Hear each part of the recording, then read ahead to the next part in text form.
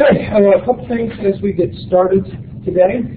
The grades for the second exam have been posted on Blackboard. We'll hopefully spend some time Thursday talking about it. Seemed to have been one that was quite challenging for a lot of people. Hopefully we can talk about some things on Thursday once everybody is completed. I still have a couple makeups to finish up, but maybe have some opportunity to talk about moving forward. Secondly, the next reflective essay is due on Thursday, so don't forget to complete that before you leave for spring break. Also, as I've noted before, if there is any previous assignments that you have not completed, you have the opportunity to complete those by spring break. So by the end of by the time spring break starts, so by the end of the week is when that opportunity ends. I would particularly encourage, there's several of you who have not completed any of the reflective essays. I would encourage you to at least try and go back and get something in those, because not completing them right there is 200 points off your final grade, and so you're already starting with a low B. That is the highest possible you can get. So make sure to at least get something for those, as well as the video assignment. Many of you completed it, and some of you, that was another place where you could get some points that would help with the grade. So don't forget those things coming up. Make sure to get those completed before spring break, especially. We're moving now from some of the larger traditions in the world to traditions that are smaller, often connected to specific regions and tied to specific societies, groups of people. And often, when talking about these people, is a very difficult terminology to try and use. The terms we're using here, of course, are indigenous religions. But in talking about indigenous, that in itself is kind of a ambiguous term to try and think about, well, what are you referring to? So in the offset, what we're talking about are traditions that are native to a specific place, or originating from a specific place. These would largely cover groups like Australian Aborigines, Native American tribes, the religions of Africa, the South Pacific. These are often communities that have very old histories.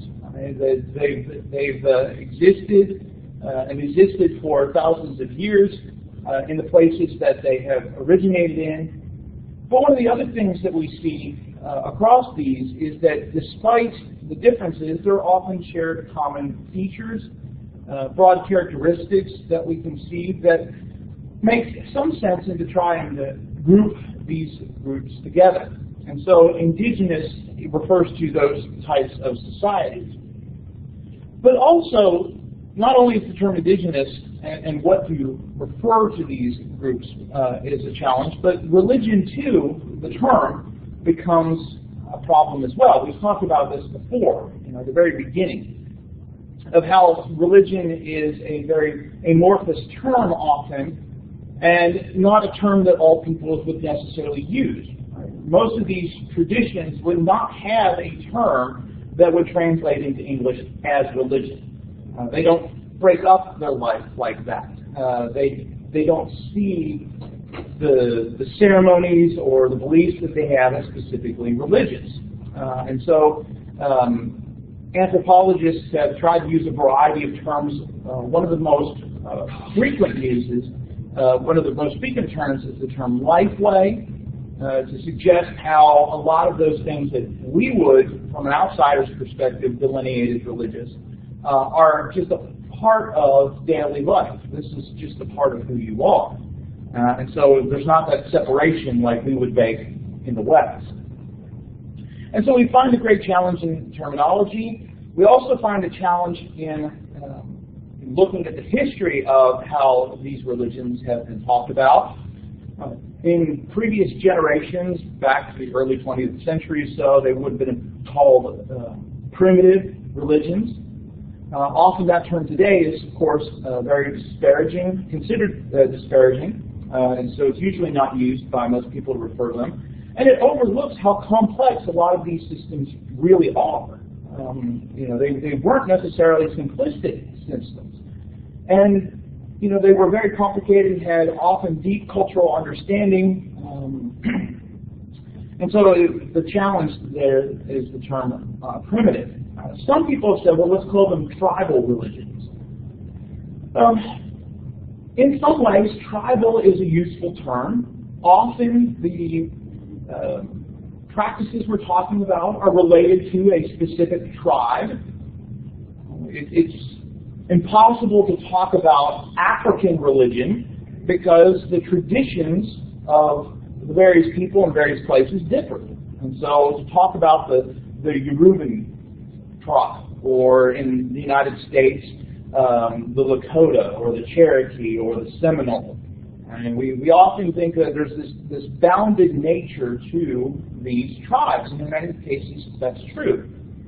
On the other hand, though, some of these tribes are often larger than some of the world religions we've been looking at. Some of them are larger than, for example, Judaism or Sikhism.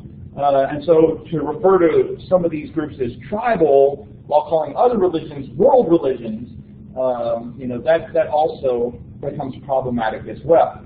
And so most modern people have favored the term indigenous simply to suggest that these are groups that arise from a specific place. But here too is another complicated part about this, in that many of these traditions in Africa, Native America, and Australia often appear to exhibit what we might call hybridity, meaning that they've experienced colonization. The Western powers have gone in and made them part of their empires, and often their traditions have melded with, particularly Christianity. And so modern practices aren't necessarily representative of some of the ancient practices because of this hybridity.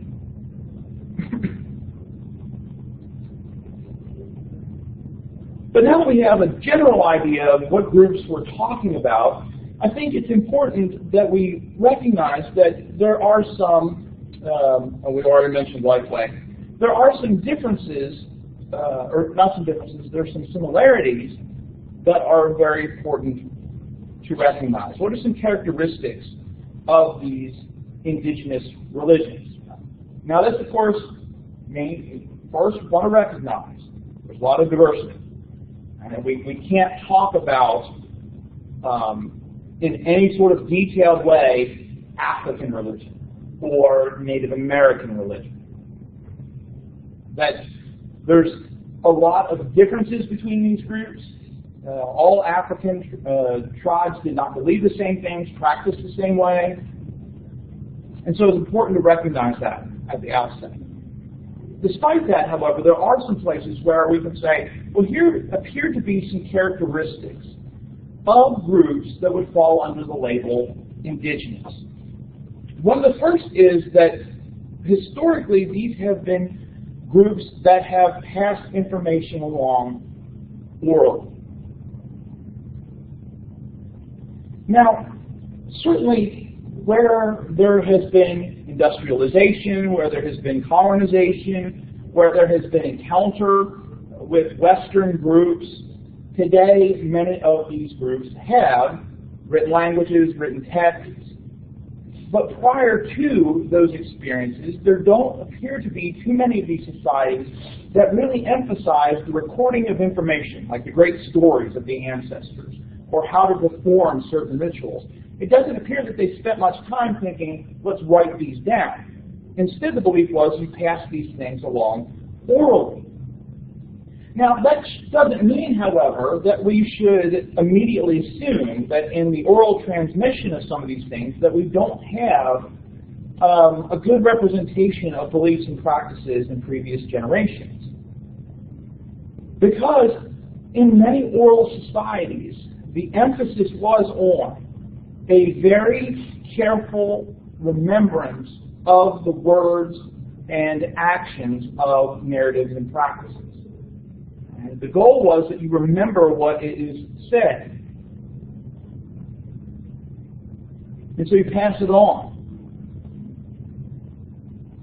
A second facet or characteristic of indigenous religions is their concern with the spiritual world. Now, all of the religions we've been looking at so far, we could say, are concerned with the spiritual world or thinking about something outside this particular physical existence. But what I mean here is that in their engagement with the spiritual world, there are some similarities. One of those is that engagement of the spiritual world is heavily traditional. In the sense that it's believed that all of these traditions have been passed down for generations and should be continued to be followed. Now, these rituals, these practices, these beliefs are important parts of what it means to be alive, and so they have a power behind them. But then there's also, of course, traditional authority. A lot of the authority in these areas, what we would call religious, is not based on any sort of divine right. It's not based on a political lineage, but based on traditional authority. The power here is traditional. Another important part of the engagement of the spiritual world for many tribes, many peoples that we're talking about here is the existence of this spiritual power that permeates the universe.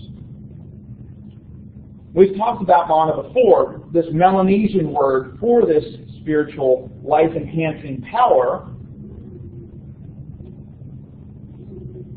And we also noted at that time that there are different terms for the same thing. And so the Lakota refer to it as Wakan, as we talked about.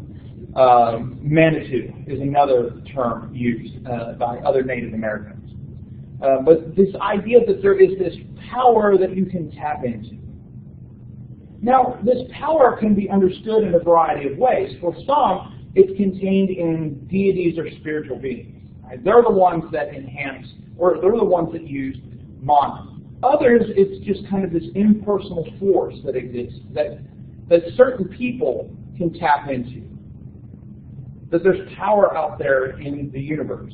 And particularly individuals who have tapped into this power are recognized as spiritual guides, as people who are ritual specialists. Quite frequently, the term shaman is used. Here, too, is another case of, it's a word used by the indigenous peoples of Siberia, but has been seen in thousands of societies. And so here is this position within these indigenous groups of this individual who can tap into this spiritual power, who can use it for a variety of purposes. Some of them beneficent, some of them malevolent. And so it can be used to bring healing. And that can be physical healing, it can be the healing of the community. It can be used in malignant ways in trying to destroy one's enemies, and bringing a curse down on someone. But a large part of this idea is that these are the people who have the ability to contact the spiritual world and use that for the benefit of the society. Indigenous religions also tend to be highly practical. The concerns that they have are not about salvation as much. They have not traditionally been about the afterlife. There are beliefs about these things in those traditions. But a lot of the focus, a lot of the ceremonies, a lot of the practices are related to practical day-to-day things, like the fertility of human beings and of crops, of healing, of success in warfare. All of these tend to be the concerns of the rituals and the narratives of peoples.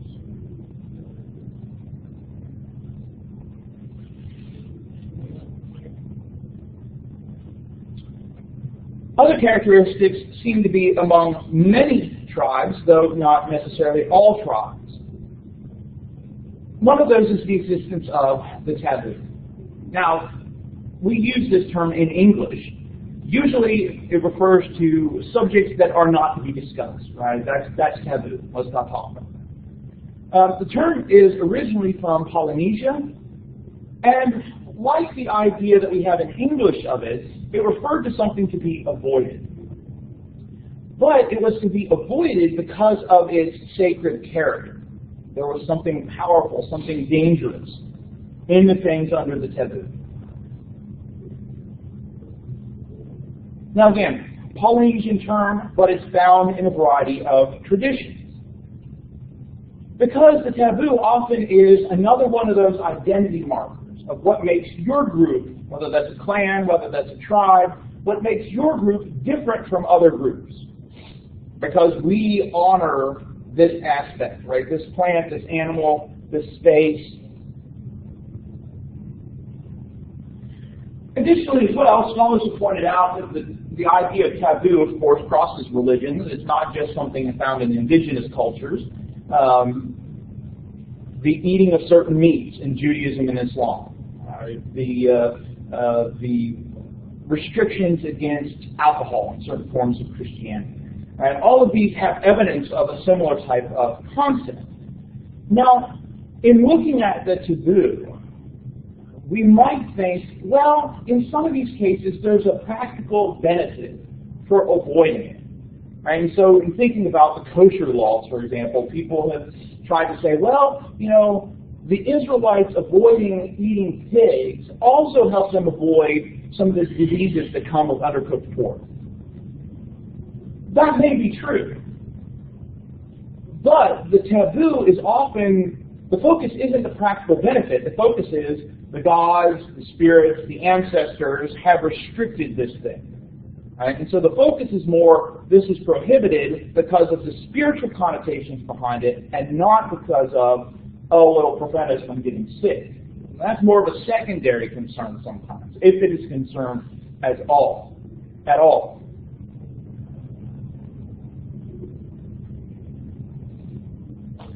Most religious systems have some sort of rites of passage, and that's very true for indigenous traditions as well. These are transitionary moments: puberty, marriage, death. In many cases, in indigenous groups, those going through the rites or going through the ritual are often separated from the rest of the groups. Now, often it's done like once or twice a year in many places, so you have several people going through it at the same time. It's not like a specific age. Okay, you've reached the age of this number, and so now you're going through this. It's often done in groups. But there's this separation.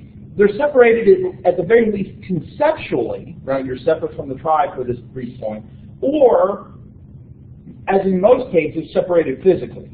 Right? A group's taken off into the woods or into the mountains or some other place where you're separate from the rest of the community. And so ritually, right, there's these practices that separate the group, and then when the group's time away is done, it's ritually brought back into the community. So there are rituals done.